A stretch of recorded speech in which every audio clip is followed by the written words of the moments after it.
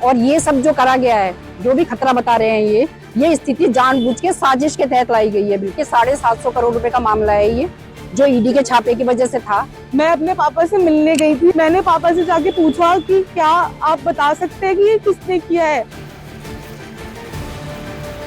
ये भीड़ के बीचों बीच जाती मेरठ के हिस्ट्री शीटर विनय त्यागी की बॉडी है। जी हाँ, वही विनय त्यागी जिसे 24 दिसंबर को हरिद्वार के लक्सर इलाके में कोर्ट में पेशी के दौरान ले जाते समय पुलिस कस्टडी में ताबड़तोड़ फायरिंग करते हुए बदमाशों ने गंभीर रूप से घायल कर दिया। हालांकि फौरन विनय त्यागी को एम्स ऋषिकेश भेजा गया, लेकिन हालत इतनी खराब थी कि उसकी जान नहीं बच पाई। 27 दिसंबर को विनय त्यागी की बॉडी लेकर उसके घर वाले मेरठ आए, जहां आस पड़ोस और परिवार वालों ने उसका अंतिम संस्कार किया।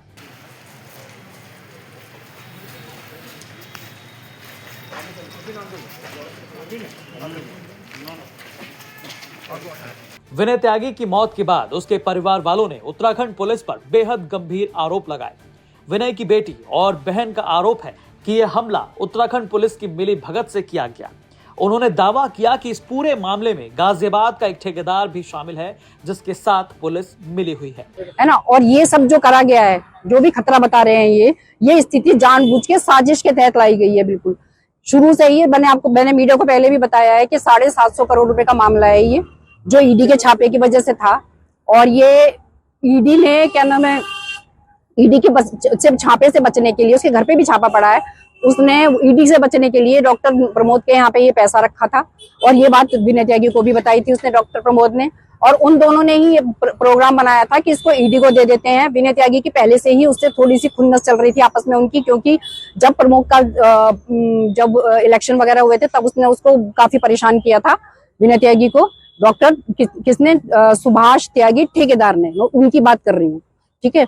उन्होंने उसको बहुत परेशान किया था, राजनीतिक रूप से भी परेशान किया था, और धमकियां वगैरह दी थी काफी, और मुकदमे वगैरह भी लगाए थे। तो तब उस वजह से उन्होंने सोचा कि हम इसको ईडी को पैसा दे देते हैं। जब वो ईडी को पैसे लेके जा रहा था लेने के लिए, तब ये सब कुछ साजिश करी गई कि इसको पकड़ा दिया जाए।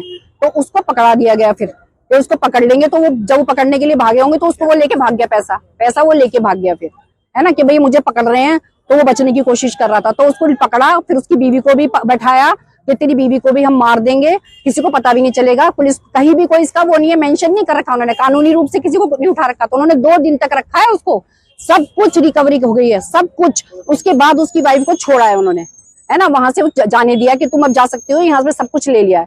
तब उन्होंने वो माल देखा था, उसमें सारे पेपर थे, कागजात थे, बहुत सारी जमीन जायदाद के जो भी होंगे, बेनामी संपत्ति या जो भी कुछ था, तो पैसों का लेन देन सब कुछ, उसके पूरे पेपर थे, पूरा बैग था। इसी तरीके से पैसे का भी बैग था और ज्वेलरी का भी बैग था, बहुत सारा था। ये 700 करोड़ रुपए की कहीं ऐसे वैसे नहीं होते हैं, ठीक है। तो अब आपको पता है कि इतना बड़ा आदमी साजिश भी कितनी बढ़िया कर सकता है ना, आदमी खूब किसी को भी खरीद सकता है ना। और उसके बाद उन्होंने जब वो जेल चला गया तो देहरादून में ये साजिश करी गई कि अब अपना हमारा किसी का नाम ना आए, इसको मार दिया जाए विनय त्यागी को। तो इसके लिए उन्होंने झूठी एप्लीकेशन लिख के वहां पे जेल में भेजी, उसको दी जेलर को, कि निशी त्यागी के नाम से, उसकी पत्नी के नाम से, कि ये इनको रुड़की भेज दिया जाए, हम यहाँ पे नहीं चाहते। जब वहां फोन गया कि आपने ऐसे ऐसे कोई एप्लीकेशन दी है, तो उन्होंने मना कर दिया कि नहीं, मैंने ऐसी कोई एप्लीकेशन नहीं दी है और हम यहाँ पे संतुष्ट है, हमें कोई परेशानी नहीं है। लेकिन उसके बाद भी उसको वहां भेजा गया। जब भेजने लगे तो तब उसने देखा बाहर आकर कि वो बिना हथियार के 2 पुलिस वाले उसको लेके जाएंगे वहां पर। तो इसका मतलब है कि पूरी तैयारी थी कि उसी वक्त खत्म कर दें, है ना। तो उसने वहां पे शोर शराबा किया, जिसकी वहां पे सीसीटीवी फुटेज वगैरह सब होगी। उसने कहा कि मैं बिल्कुल नहीं जाऊंगा इनके साथ जब तक हथियारबंद आदमी नहीं आएंगे। तो फिर वो आए, उसके बाद वो उनको वो लेके रुड़की गए।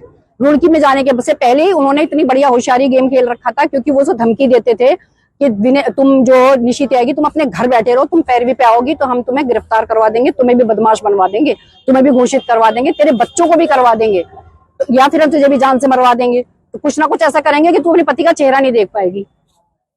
लेकिन वो मान नहीं रही थी, तो उन्होंने फर्जी मुकदमा कर दिया। वो जाती रही, उसको पता भी नहीं था कि मेरे ऊपर मुकदमा कर दिया लक्सर में, है ना। तो फिर बाद में पता चला कि उसपे वहां पे कि दोनों हस्बैंड वाइफ के नाम पे, विनय त्यागी और निशी त्यागी के नाम पे, वहां पे लक्सर में एक फर्जी मुकदमा धोखाधड़ी का डाल दिया गया। और अभी 3-4 दिन पहले भी पुरकाजी में, मतलब इस घटना से 1-2 दिन पहले पुरकाजी में सेम बिल्कुल वैसा ही एक और फर्जी मुकदमा डाला गया, जिसका हमें पता भी नहीं चला। वो FIR भी लग चुकी है उसमें, है ना। तो ये जानबूझ के हो रहा है, पूरे ऊपर के स्तर से हो रहा है। ऐसा तो नहीं हो सकता कि FIR भी हो रही है, सब कुछ हो रही है, किसी को पता भी नहीं चल रहा है ना। तो इन्वॉल्व क्या, मैं नाम तो ले रही हूँ आपके सामने, जो सुभाष त्यागी ठेकेदार, वो खुद बता रहा है, उसने खुद बताया, गोली लगने के बाद भी बताया है ना। हम ये चाह रहे हैं कि अब ये जो भी कुछ उसने इलाज में देरी करी है, रास्ते में पब्लिक ने सब कुछ देखा है वीडियो में, उसके घर जाके धमकी दी गई है, उसके ससुराल वालों को धमकी दी गई है, उसका भी हमारे पास प्रूफ है कि उन्होंने धमकी दी है कि हम लोग उसे रिमांड पे लेके जाएंगे और आप में से कोई भी वहां पे नहीं आएगा। परिवार के लोग थे, इसीलिए उनको परेशानी हुई, इसीलिए उन्होंने 2-3 जगह गाड़ी रोकी, उनको धमकाया कि आप यहाँ से जाओ, नहीं तो तुम्हें अरेस्ट कर लेंगे हम लोग। तो जब वो दूरी पे चले गए, तब वो जानबूझ के पुल पे से लेके गए जहाँ पे उन्होंने गोली चलाई, और वो बार बार फोन आ रहा था सुभाष त्यागी का कि इसको छोड़ना नहीं है। वो साफ कह रहा है कि मैं, उसने बताया ये बात मेरे बच्चे को कि मुझे इसने कहा कि वो फोन कर रहे थे, धमकी दे रहे थे, है ना। और मैं उनको कह रहा था कि मुझे इस तरह से मत करो, मुझे जाने दो, है ना। मैं निकलने की कोशिश कर रहा था, तभी वो लड़के आ गए और उन्होंने गोली मारी है उसको, है। और उसके बाद वो 2 घंटे के रास्ते को उन्होंने कम से कम 5, 6, 7 घंटे लगा दिए और जानबूझ के घूम के उसको वो लेके आए। और सब सारे परिवार को, आज भी जो यहाँ पे जो हॉस्पिटल में लोग आ रहे हैं ना, उनको सबको धमकाया जा रहा है, उनके घर पे भी पूछा जा रहा है, उनसे अलग से पूछा जा रहा है तुम कहाँ रहते हो, तुम्हारा क्या नाम है ना।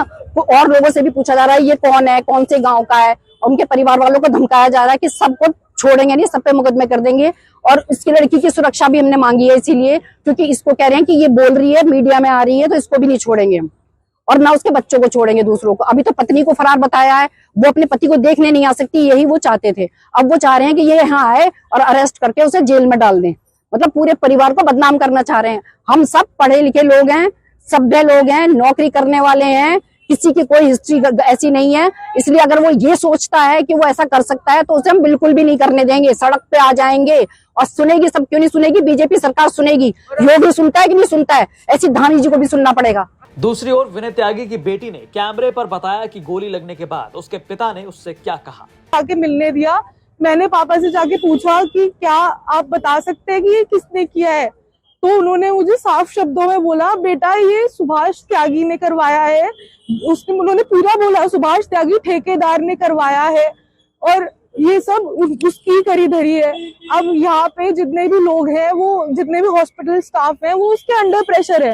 हॉस्पिटल में चाहे डॉक्टर 1-2 ना हो, उनके अंडर प्रेशर, डॉक्टर नहीं है, डॉक्टर ट्रीटमेंट कर रहे हैं अच्छे से, लेकिन जो हॉस्पिटल स्टाफ, जो सिक्योरिटी है, उनको पुलिस अंडर प्रेशर ले रही है कि आप हमें या तो उनके पास जाने दीजिए, जिसमें वो जाने नहीं दे रहे क्योंकि आईसीयू में जाने नहीं देते। तो विनय त्यागी के परिवार वालों ने उत्तराखंड पुलिस पर बड़े और गंभीर सवाल खड़े कर दिए। हालांकि इस पूरे मामले पर एसएसपी हरिद्वार ये मानते दिखे कि जिस दिन विनय त्यागी पर गोली चली, उस दिन उत्तराखंड पुलिस के जवान जिनकी कस्टडी में विनय था, उनकी ओर से जवाबी कार्रवाई नहीं दिखी। वो बताते हैं, 24 तारीख को लक्सर फ्लाईओवर के पास में पुलिस अभिरक्षा में न्यायालय पे ले जाते वक्त अभियुक्त विनय त्यागी, जिस पर करीब 4 दर्जन के आसपास अभियोग पंजीकृत किए गए थे और उनको पर्याप्त सुरक्षा में लेके भी जाया जा रहा था, लेकिन इस बीच 2 हमलावरों द्वारा हमला करते हुए इनको घायल किया गया था। इनको तत्काल एम्स तक इनको रेफर किया गया था, जहाँ इनका इलाज चल रहा था। इसी बीच पुलिस ने दोनों ही हमलावरों को पकड़ा है, दोनों को न्यायिक अभिरक्षा में भेजा जा चुका है। उनके द्वारा आपसी रंजिश में ये घटना करना कारित किया गया था, किंतु आज सुबह हमें सूचना मिली है कि एम्स में अभियुक्त विनय त्यागी की मृत्यु हो चुकी है। इसलिए पुलिस ने इस जांच के दायरे को बढ़ाते हुए, क्योंकि 103 BNS में मामले को आगे ले जाया जाएगा और उसमें विवेचना प्रचलित की जाएगी। पुलिस अभिरक्षा में जो गोलीबारी की गई थी, उसमें पुलिस द्वारा जो है कोई काउंटर में कोई कार्रवाई न करना ऐसा प्रदर्शित हो रहा था, जिसमें पुलिस द्वारा कार्रवाई नहीं की गई है। उसको ध्यान में रखते हुए विस्तृत इंक्वायरी एसपी ग्रामीण के स्तर से की जा रही है। तीनों ही पुलिस कर्मियों को जो सुरक्षा में लगे थे, जिनके द्वारा शिथिलता दर्शित की गई थी, उनके खिलाफ उनको तत्काल सस्पेंड किया गया है उनको, और उनके खिलाफ आवश्यक जो हमारी विभागीय कार्रवाई है वो प्रचलित है। उत्तराखंड पुलिस की कस्टडी में विनय त्यागी पर फायरिंग का मामला कई सवाल खड़े करता है। परिवार वालों के आरोपों ने सोशल मीडिया पर एक नई बहस छेड़ दी। लगातार इस पर सोशल मीडिया यूजर्स तरह तरह की थ्योरी पर चर्चा कर रहे हैं। बहरहाल आपकी इस खबर पर क्या राय है, हमें कमेंट करके जरूर बताएं।